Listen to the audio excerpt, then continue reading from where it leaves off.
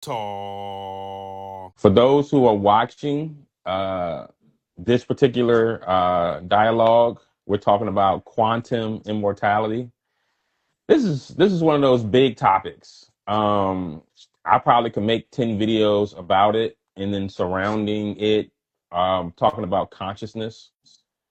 Consciousness may be one of my most favorite topics when it comes to philosophy. Sain, what about you? How do you feel about the topic of consciousness? Man, that's a great question. Man, consciousness is so important. It's something that to me is like the guide to the mirror of who you are. Because Mhm. as you understand and learn how the mechanism works, the mechanism of consciousness works, you really start to begin to see how it is directly connected to how you see yourself. Mhm. It's a direct connection to the relationship that you have with yourself because consciousness is, I like to tie consciousness to energy. Like it can't be created or destroyed. It just transfers and magnifies. Right, It's always ever becoming. right. Well, with the idea of quantum immortality, the topic that we're going to talk about today, it assumes that consciousness is not something that's generated by the brain. It's something that is there, and the brain is a receiver, receiving the consciousness, right? There's a lot of mystics. There's a lot of, different, significant people in the different traditions of religion that subscribe to this idea that the whole world, the whole universe is conscious, and that we're just one perspective picking up that consciousness. And when the body dies, that receiver cuts off, but the consciousness is still there.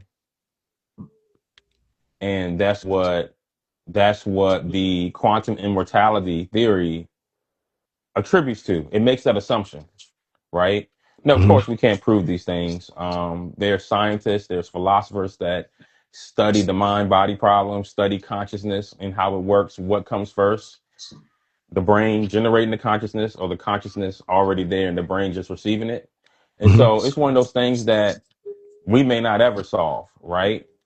But it's fun to talk about because we're all having this conscious experience, Right. and each perspective is unique to itself. And That's so why I it can never be really, proven. huh? That's why it will never. That's why it would never be standardly proven Right. because consciousness is all incumbent upon one's perspective of it. It's not nothing that you can say this is the standard.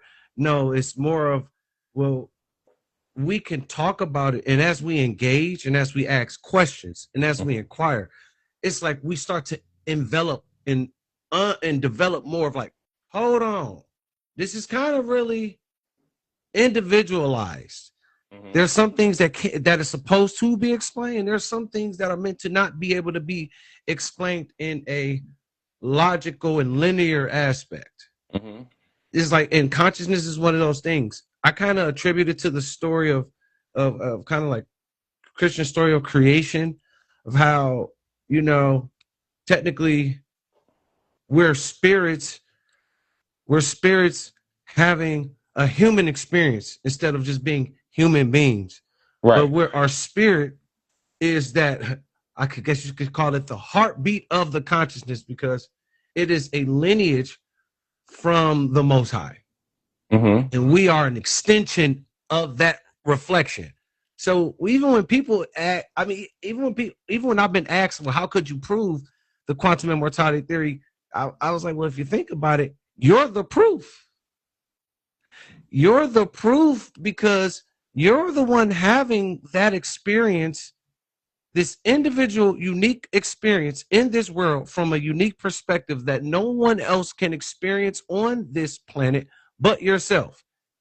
Even though we're all collectively speaking about a certain topic of this topic, it's Right. still the way that you perceive it is the greatest reality of that knowledge.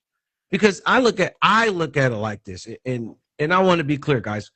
I'm not saying that what I know is something you need to know. That's not how I move. What I'm doing is I'm sharing just a way I'm looking at it. I love people so much, and I love every soul so much that you have that authority and that right to live your life the best way that you understand it. So I would never say that what I know is better than what you know. Mm-hmm. That's not what I do. I'm just sharing a perspective. But I'm curious. I really wonder if we're spirit experience, then technically once we have completed our journey of this human experience, how could I die when my spirit is Mm-hmm. technically immortal because it can't be created or destroyed. It just Right. exists. So, and if that's the case, then I always exist. Mm-hmm. Even the idea of physical death, it's more so of an idea of death and more of an idea and a flow of transition. Because it's Right. like, okay, well, after this, I could technically, it's possible that I could form into another reality. I could Right. transition into another reality. So let me piggyback off of that. So I want to talk about the origins of the idea of quantum immortality because that's a Yeah, perfect place to yeah, let's do it. piggyback off of. Yeah, yeah, for So sure. the guy who came up with the idea, his name is Hugh Everett III. He came up with it in 1957. So he introduced the many worlds interpretation that you're talking about, going from timeline to timeline based on the quantum field. Um, there's always, in the quantum level, superposition, where that, you know, it's not in a specific state until you observe it. Yeah, Of course, I can't think of the guy's names, but at MIT, they proved, and they won a Nobel Prize for this. They proved that the universe isn't locally real. They proved this back in 2021, and they won a prize. They won a Nobel Prize for this, and they showed that through the superposition that until it's observed, it's just a possibility, and that the whole universe is in the state that it's in because it's being observed from so many different observations. Um, Meaning that consciousness is not emerging out of the universe. The universe is emerging out of consciousness, or at least the current state, the solid state that we experience, right? yeah, And so we've gotten that far. Um, and what's so interesting about that is you said something, you said, um, we cannot prove our own consciousness except for to ourselves. I do believe, though, that we could in the future prove which emerges first, the physical world or the conscious experience. And that we could get to a point where we realize, like, no, the conscious experience is what everything is coming from.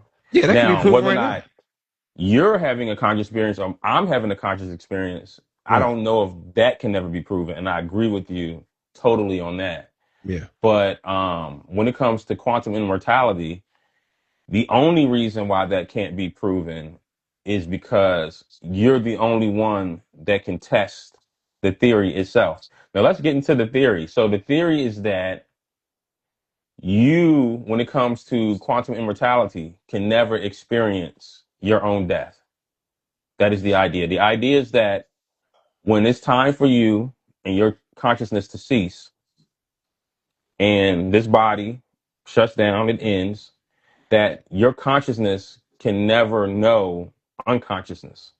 And so the minute you die in this particular existence, this plane, your consciousness will shift to another timeline in which you survived. Um, there's a lot of, reasons why this particular theory is interesting, but also it has a lot of, critics too, because the idea is that, well, if that happens, when do you actually in this particular existence, because you don't see anybody getting old. I mean, is everybody just going to live forever in this particular perspective? I don't subscribe to that idea. I think that eventually you can shift. Let's say quantum immortality is true. Eventually you get to a point where you shift to a whole nother experience and lose your memories. And the reason why I believe that is because I don't remember anything prior to this particular existence, this particular perspective that I'm having as How Miles right now talking to Sain. I don't have any prior knowledge of my existence before I was born. Some people claim they do. I'm inclined to believe them, right? But Yeah. let's say they do, and then I'd like to hear your perspective on this.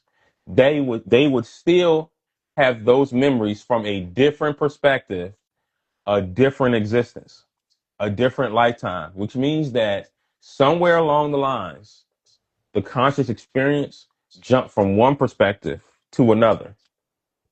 Mm-hmm. What are your thoughts on the whole idea of that continual existence? Well, if you know, I agree with it, because if energy cannot be created or destroyed, if your spirit can never be created or destroyed, it just continues to evolve and more becoming of, then yeah, I agree with that. Technically, we don't die because we exist, and once you Right. exist, you always exist. I Hmm. mean, you always, to me, you will always exist, because what's the proof of that? I'm right here. I'm right now. Meaning, and on top of that, I've made I do believe that I made a soul contract with every human being that I've interacted with, either now or in the near future. And I do believe that, because I believe that we make these soul contracts with souls to come in our lives at certain points in time. I think that I think that there's also a very important reason why we don't remember our origin point. What's the I reason think for I that? Why think do you that think that I we don't think that remember that? spiritual amnesia is a good thing, because Hmm. you came to Earth to learn some important lessons, right? You are Right. on a specific journey, and you made these agreements, and you might not. I don't think we were meant to know it before we experience, until we experience it. You know what I'm saying? Like, just like when I met my wife, right?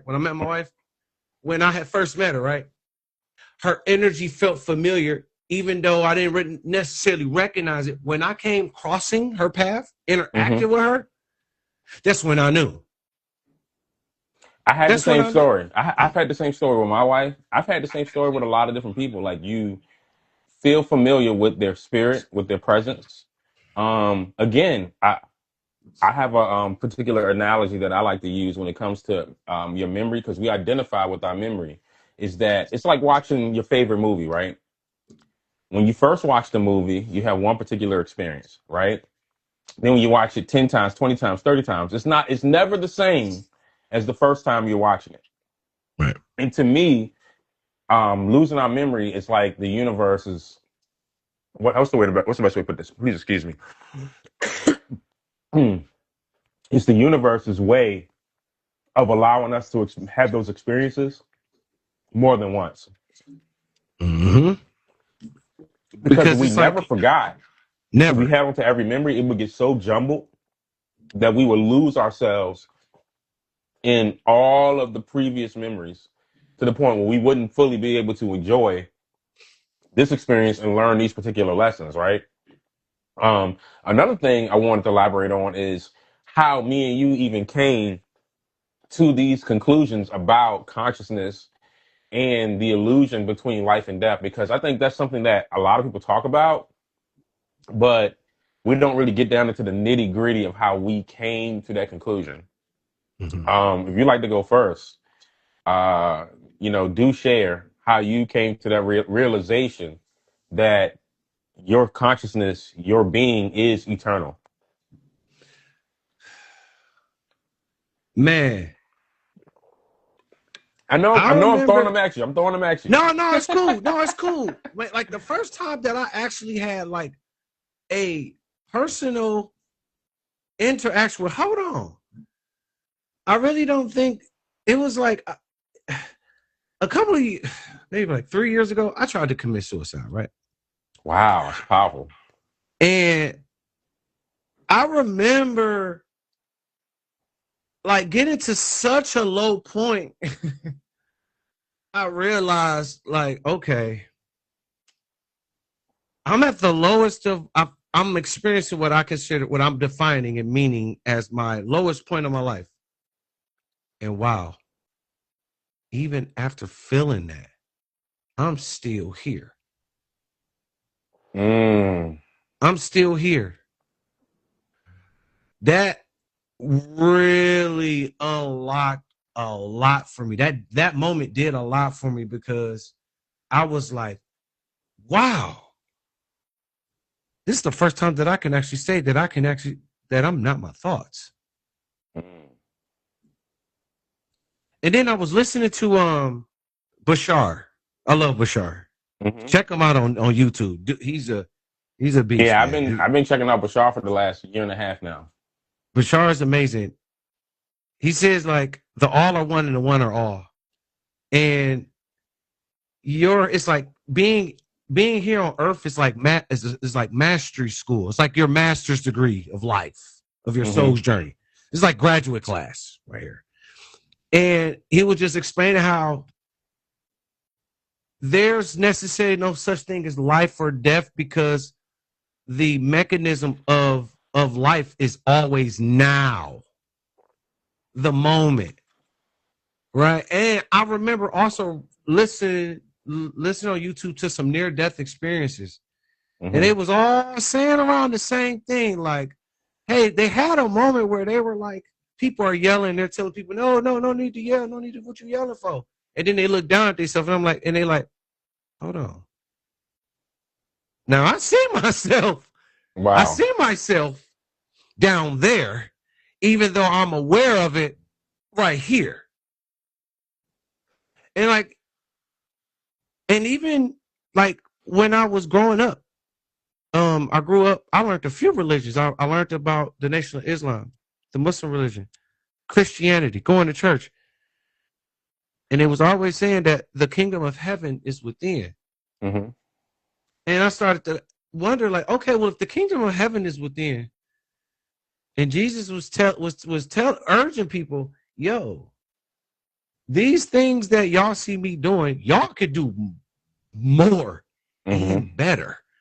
And like, don't honor me, don't worship me, the man. Don't worship me, Jesus, the guy that's just being an example. Honor the Father, because the Father's where we all come from. Mm-hmm. That's when I started to ask the question, like, well, if we come from the Father, then technically, hey, am I really the God of my own life experience? Mm. And is it way deeper and more and much more than just life and death? Is it just about that ability to wake up every single day and really ask the question, how do I choose to get 1% better today? Mm-hmm. Instead of worrying, instead of giving it attention and focus to fear, lack, right? Mm-hmm. We could give ourselves that same energy of how will I grow today? And if energy can't be created or destroyed, it just transfers. How could we then life and death technically is two sides of the same coin. And Right. the only thing that makes one experience what they prefer or what they don't prefer is where the energy, where the individual gives most of their attention to. Mm-hmm. That's more of a macro, and that's more on a macro observative perspective. Because, like, I've really been asking myself, am I the character in my life? Am I playing the character in my life? Or am I being the observer watching my life? Mm-hmm. Or am I the observer interacting with my life? Those are all great questions. So I love quite a bit of the things you said. The realization that it's two sides of the same coin. First off, man, I just want to, you know, give kudos to you for going through such a tough time like that and coming out of it a better man. Thank you, brother. I appreciate it. There are people who don't, you know, and to their families, hey, look, it's never easy to go through something like that. And like I said, everybody don't make it, but you made it. You're beyond a survivor. You are a warrior Oh, thank you, brother. I appreciate it. because it takes strength, it takes courage to keep going through that darkness and get to the end of that tunnel to see the light. I had Man. a Yeah. particular, I've been depressed, several times throughout my life. I've had a suicide thought or two. I know it's a spectrum. There's levels to it, but I totally can relate to people when they're down in that space. But what I've learned about being down in that space, especially the last time I experienced it, was that go for a walk, take a breath, because it's source trying to get you to see something. It's source trying to get you to learn a particular lesson. And now is the perfect time. That silence, it's a great teacher. That still small voice finally got your attention because now everything's Yeah. quiet, right? When it comes to this idea of life and death being two sides of the same coin, I had that realization. So, love hip hop, love, rap. I've heard Nas say, sleep is the cousin of death. I've heard different rappers say it. You hear this saying, sleep is the cousin of death. Sleep is the cousin of death. So when I started to see through duality and what it really was, first seeing through the past and the future and being in Yep. the now and seeing how that's an illusion.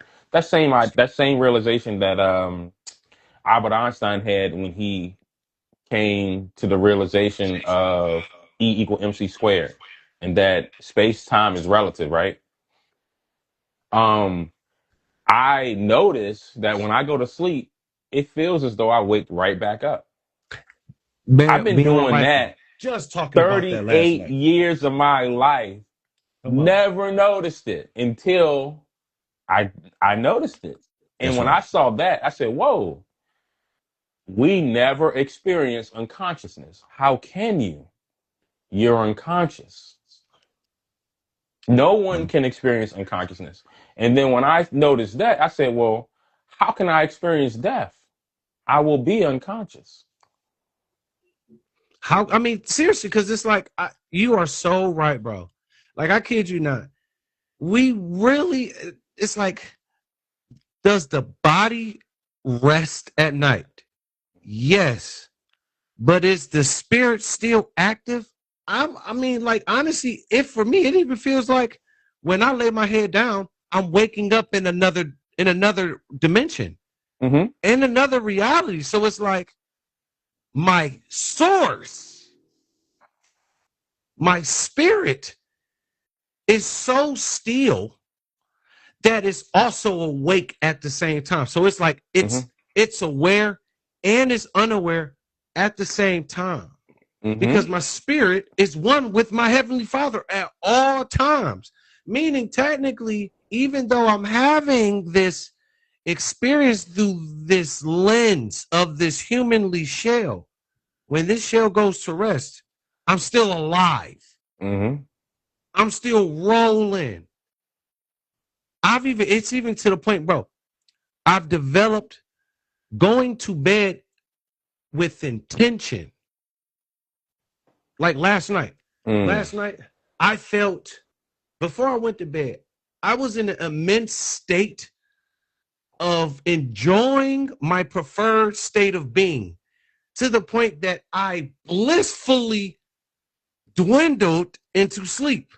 Mm-hmm. And I had an amazing dream. It was so amazing that when I woke up back into my shell in a very positive way, I do not remember that great dream that I felt. Mm-hmm. But I know I was dreaming. I know I was in another dimension, serving my purpose in that dimension. Listen, that realization that you've had, that I've had, and you notice that your consciousness never ceases.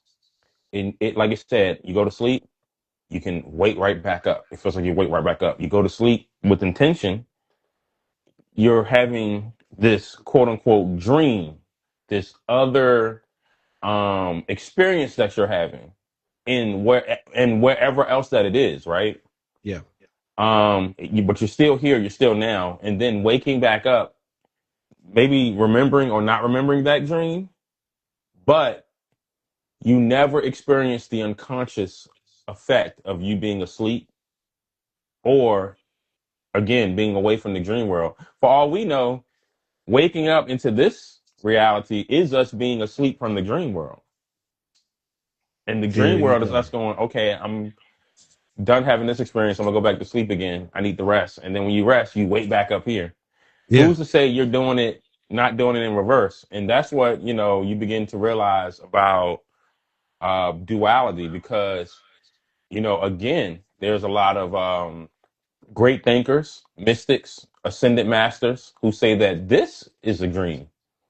All of it is a dream This because experience it's is a all a dream. fabric of your belief systems and the definitions that you give to this world. That's why I laugh when people say you need to get a dose of reality. Well, who reality are we talking about? Mm. Whose reality? If I'm the only one that can view my life from this lens, what reality are you talking about? I love when people say that because sometimes we will make a cliche statement and not really understand how nonsensical it truly sounds. Because you're I will play. telling me Right. I need to have a dose of reality when you can't even identify the reality we're referencing. I'm gonna play devil's advocate because I do agree with you, but I'm gonna play devil's advocate. Please, please. What if your fear, not you, but the person who's speaking, what if their fear is, oh, whoa, whoa, whoa, don't talk like that because I don't know what you're willing to do with that information, that fear, because that Grace, is like grace. say for instance You with got to give them grace. You got to give them grace. Even if the person, because remember, at that moment, now we're engaging in what that person is doing is called self projecting. Because what they're doing is they're self projecting their fear onto you Mhm. with the hope that you engage and agree to it. And what did Well, what did Don Ruiz from the book The Four Agreements say? Hey, you don't have to agree with nothing you don't want to agree with, right? I agree with that. What I'm getting at, and I Mm-hmm. totally agree with that. What I'm getting at, and the question I'm trying to ask is, Mm-hmm. so um, you can go to any insane asylum, any psychiatric ward, Mm-hmm. Yeah, and yeah. there's someone in there that's saying, "I'm God, I'm Jesus," and they are either a harm to themselves Mm-hmm. or to others, right? And um, what I'm saying is that's where that particular fear is coming from. And again, projecting onto you. If you, what I've learned about any of this information, because we're coming into a new paradigm now, right? We're coming into a new paradigm where you really need to know this information. You really need to start asking these hard questions, right? Yeah, And we absolutely. know that, but we're still coming out of the old matrix where this information wasn't so readily accessible. So when, especially in the Western culture, if somebody wakes up one day and says, "Hey, I just had a realization, I'm God," right? And you go, "Whoa, slow your brakes," because we know where that information can lead to if you're not disciplined, if you're not privy to other particular knowledge that would help you balance that understanding. Meanwhile, over in the East, if you were to go and talk to a Buddhist or a Hindu and says, "Yo, I just had a realization, I'm God," they'd be like, "Oh, welcome to reality. Like we already Yeah. know this." Because So there's a difference between the God and a God. the level of consciousness that you were speaking from is a level that, if mistaken, sounds like the lower levels. It's so funny when people say things like, um, I approach it from an understanding. I do not judge, and I let them do it how they see. because I understand that everyone is having their own experience and they get to make up their own rules on how they're going to live their life. On the lower level consciousness, you also make up your own rules, but you do it from a place of um, impulse. You do it from a place of emotion. You do it from a place of not understanding that other people have needs too, and people mix the two up, Yeah. and they feel threatened again when someone says, "Oh, I'm God. I'm a God." The Bible is a perfect example of that. When the scribes and Pharisees were threatened by, Jesus saying he was a son of God. Him and the Father were one before Abraham, I am. Meanwhile, he used their own, to knock their own scriptures against them by saying, your own scripture says what I'm saying. I'm not Yeah. even contradicting what you guys swear by. Yeah. Your long robes, your tassels, your prayers you're doing every 5 seconds, your holier than thou, image that you're putting on is based on this book that you're trying to throw at me. Meanwhile, I'm using the exact same book. Actually, you not using the book, actually reflecting from it. He like, Right. look, which is why I understood Jesus' parable when he said, yo, I forgive them because they don't understand. Because it's like, yo, Mm-hmm. when you realize who you are, you kind of glitch the matrix in that way. You do. Because is that now there's no longer any external influences that you allow to define how you see yourself first. Right. You say, hold on. Well, that means everything that I'm experiencing in this world is a direct reflection of me. So if there is something in my life that I do not like or I do not prefer, I'm the only one that has the authority to change it. Like, I can't say Jesus is going to change it for me. Well, technically, he already did that. Mm-hmm. He did the hard part in that story. Right. That character he played, he did the hardest part.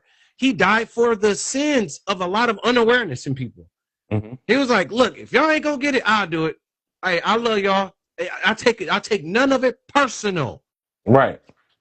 Well, I take people, none. I love that you're bringing up that particular saying because people misunderstand that one a lot. Now, again, there's always interpretations, there's always levels. I'm not saying my interpretation is more right than other people, Correct, correct, but correct. Jesus did it, so you don't have to. And That's why you that particular idea goes over so many people's heads because when they hear that, they go, "Wow, therefore Jesus is to be worshipped." Man, thank you for doing that. When in reality, it's like me saying, "I built this house, so you don't have to."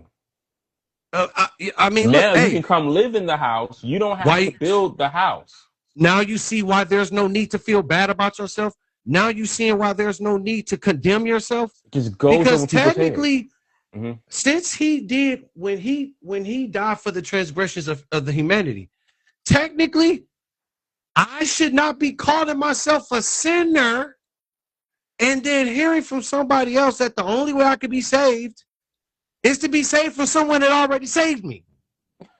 Look, hold on though. I know I know what Meaning you're that the only saying. sin is to me, and then I'm like, okay, well, then that means that the only true sin is for me to operate outside of my nature. That's the only sin there is.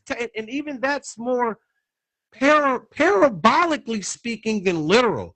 It is not saying that like you're not a sinner. No, you're not a sinner. You're redeemed, actually. But guess what though? You do go back to being a sinner when you define yourself as a sinner. When you choose to Listen, operate from that belief system, it's not faulting you, but the personal responsibility is to be able to say, just like in Alcohol Anonymous, okay, I can admit I did that. That'd be the hardest part, in my opinion. The hardest part that a lot of people that just go through their day, normal people, they struggle with the most because it's like, well, I'm trying to do good, But yet at the same time, I still every time I go to church, I'm being told that I'm a sin, that I need to repent. And it's like, no, you don't have to repent. I mean, you could remember that I'm already redeemed. I'm already saved. I'm not a sinner and I'm not a saint. I'm just me. And that's okay.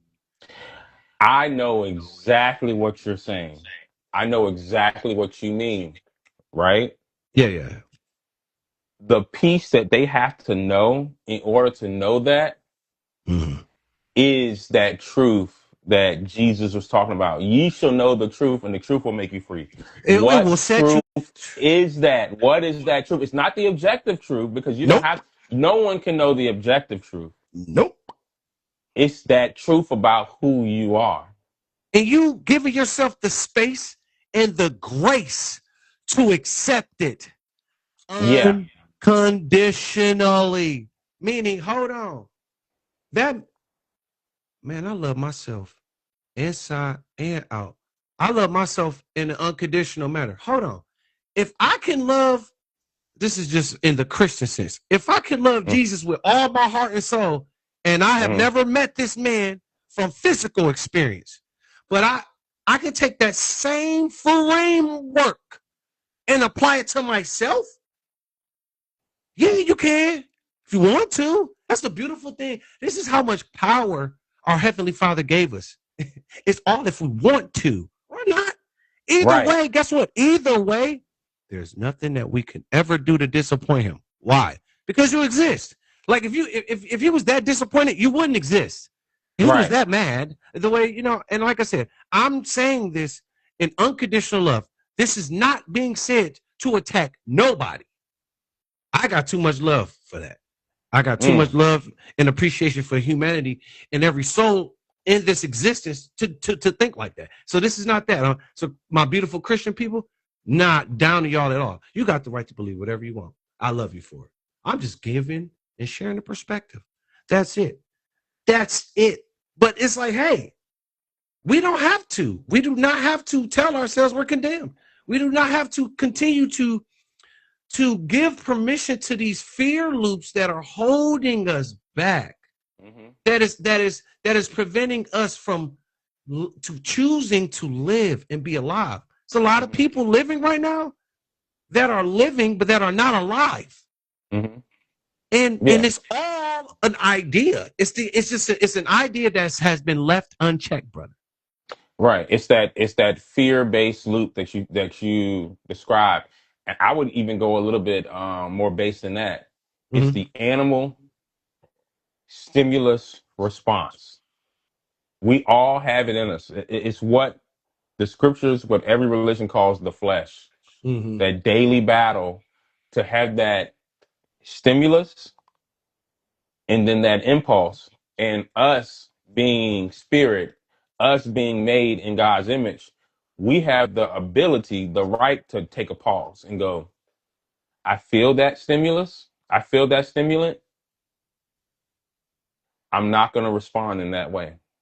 And look, if you're not your thoughts, that means you're not your emotions either. So you can also say, hold on. You can also allow yourself in those moments that you are actually feeling the fear, or you're feeling the struggle, or you're feeling the idea of less than, or you're feeling the idea of unworthiness. You can also allow yourself the grace and the space to just watch it. Watch it come and watch it go. Because what you will realize as you become more observative, even in those unpreferred circumstances or situations or events, you can take that breath and say, hold on. Circumstances don't matter. My state of being matters. How do I choose? How do I choose to show up in this moment? Do I choose to show up with the belief that there's fear that something could be taken away from me? Or do I choose to show up and say, hold on, this experience will turn out better than what I could anticipate? Mm. You know, you did two things, and I kind of want to leave it on this note. Okay. You allowed the feeling to flow through you. That's what it truly means to feel your feelings. So many times we swipe left. I spent a lot of my life swiping left, swiping left, swiping left. You're not supposed to swipe left either and deny the feeling. You're supposed to recognize the feeling and let it flow through you. And you don't have to react to the feeling because the feeling will come and it will go.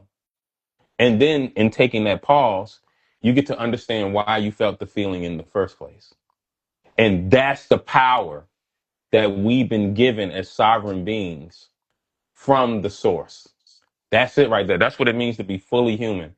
Man, I love this conversation, man. We could keep going. I know I Yeah, have some other things I have to do today. I told you I wanted to keep it right here in under an hour. So I want to honor myself in that agreement. that's right. But yeah, again, man, always a pleasure. It's like just meeting you in the space that I met you, in the way that we met. Like I said, I see this relationship just continuing to grow. Um, Again, man, give my love to the family Yeah, man. and you be with peace, man. Hey, and you know me, bro. Look, at the end of the day, bro, my purpose on this earth is to just be the mirror for people and love people and interact with souls in a manner that they are seen, heard, and accounted for in a language that speaks to them. That's Hey, it. And I can get I can get with and that. I'm grateful, that that our beautiful souls had this interaction and this transmission. And and bro, and peace and prosperity to you and your beautiful family. And may you grow 1% better in a way that you wasn't expecting. I receive it. All All right, my right, brother. brother. Peace. All right, peace and prosperity.